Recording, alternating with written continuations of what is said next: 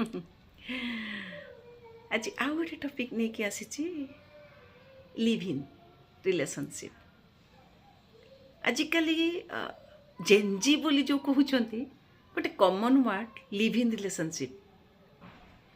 या द्वारा कुआडे से माने परस्पर को जानिबारे साहाय्य करे, किंतु लिव इन रिलेशनशिप टा बोधे आम कल्चर नुह। आजिका जेनेरेशन रो पिला माने ए सब को बुझंतिनी।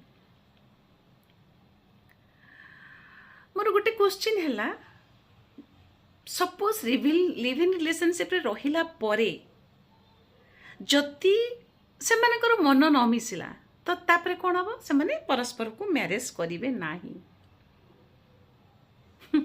तापरे कोन हबो, आउ जण को निजर हस्बैंड रूपे बाछिबे।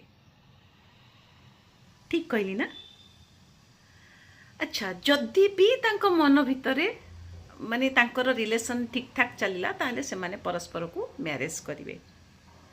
अच्छा, बिफोर मैरिज पूर्व से माने अलगा गोटे घरे रुहंती आज ए हस्बैंड वाइफ हिसाब रे जेमती हस्बैंड वाइफ रुहंती से माने सेमती रुहंती, किंतु तांकर मैरिज हेई नथाय कि आम परिका से माने मथारे सिंदूर देई नथांती।